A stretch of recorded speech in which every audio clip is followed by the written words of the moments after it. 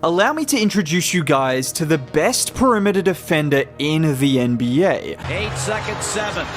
Desmond Bain barrels in. Stolen by Daniels. Ahead to LeVert. Karras goes up. Scores! And the buzzer! 4 minutes to go. And a steal. Dyson Daniels just rips it away from Ingram. I'm sure you guys know who that man is. Dyson Daniels, the Great Barrier Thief, Michael Jordan 2.0. Whatever you want to call him, this is the best perimeter defender in basketball, and one of the best defenders full stop. Because what he's done this season for the Atlanta Hawks has been nothing short of phenomenal, averaging the most steals per game since Alvin Robertson in 1991, and that still doesn't do him justice, because since the NBA started tracking deflections in 2016, these are the guys who have led the league in deflections. Covington at 4.2 in 2016, Covington again, Paul George, Fred. You see a trend, and then there's Dyson Daniels. That's what you call an outlier. The equivalent of someone averaging 20 boards or 5 blocks or 40 points a game. That is the level in which he is above the rest of the competition as a disruptor.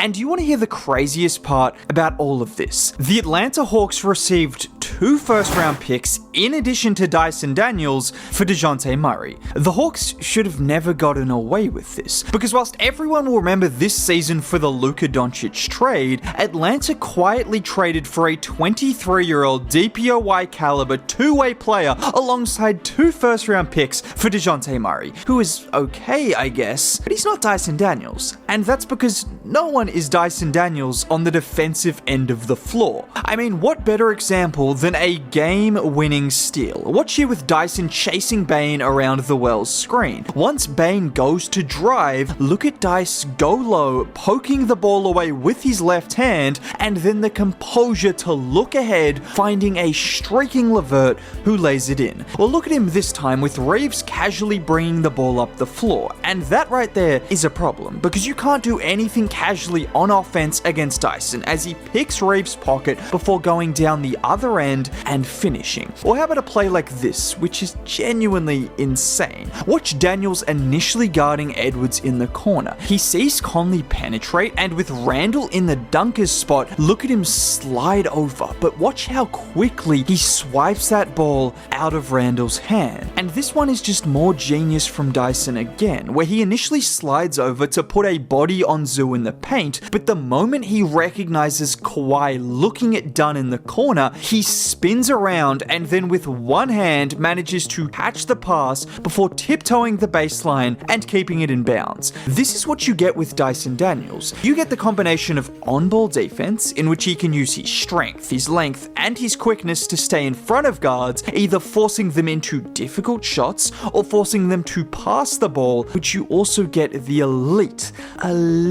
off-ball ability as a defender. And another thing you'll notice that Dyson does really well in particular is his ability to sneak up behind opposition big men. So often teams will throw the ball to their big before then waiting to initiate a handoff. Dyson doesn't just allow that to happen. The moment the ball gets thrown to one of these bigs, he's there to poke it away or disrupt them, either forcing turnovers or making them uncomfortable. He doesn't let anyone be comfortable at any times on the floor, which is why he's truly an elite defender. We've seen players lead the league in steals in the past who quite honestly weren't great defenders because they either took a lot of risks or weren't guarding the ball a lot of the times, but Dyson does it all. He guards the primary ball handler, he does a great job, he can switch, and he deflects passes in a way we haven't seen in over 30 years. And the last guys who were as prolific defensively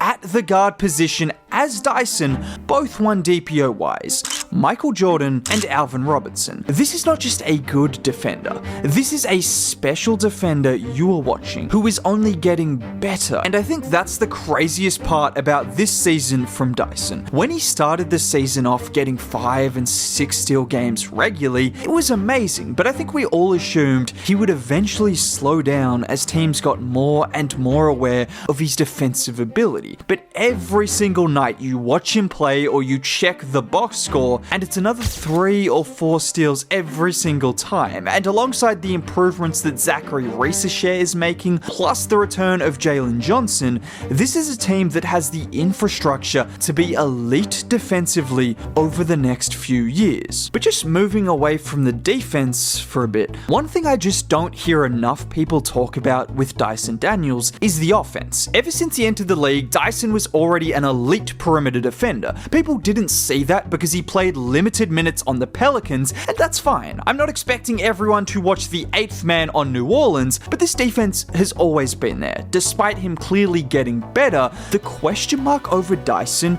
was the offense, the aggression, the shooting. Why do you think New Orleans were playing Jose Alvarado over him at times? I think they were absolute idiots for doing that and clearly didn't develop him in the way they should have, but that was their reasoning. Well, in Atlanta, Dyson has gone from averaging under 6 points a game to 14 points a game, and it's been the consistency. Last year in New Orleans, Dyson had 13 double-digit scoring games, making up for roughly 20% of the games he played. This season, he has had 13 single-digit games, scoring in double digits 80% of the time. He has quite literally turned his scoring around. You want to talk about the most improved player?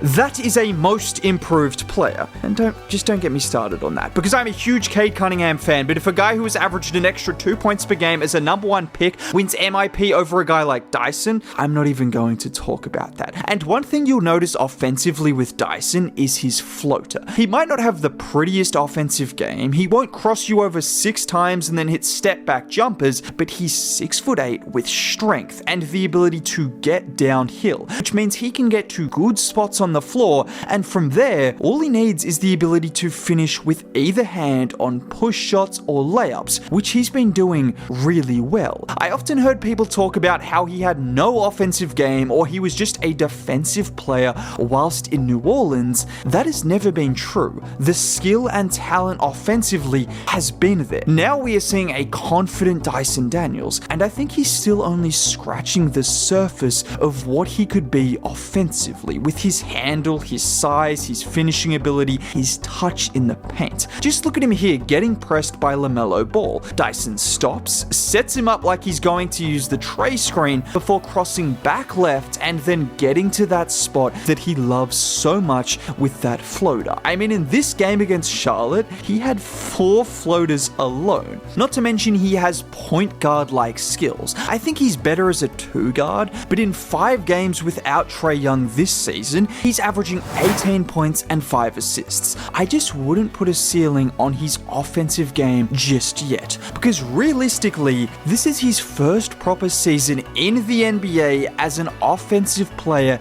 empowered to actually play offense. So don't be surprised if we see new additions to his offensive bag over the next couple of seasons that people didn't see coming. For the Atlanta Hawks to get Dyson Daniels in addition to 2 first-round picks for Dejounte Murray, credit to the Atlanta Hawks, because this is a team heading in the right direction, and Dyson Daniels is a big part of that. Now, if you made it all the way to the end of the video and want to see more content like this, consider subscribing, dropping a like on the video would be cool. Most importantly, have a great day.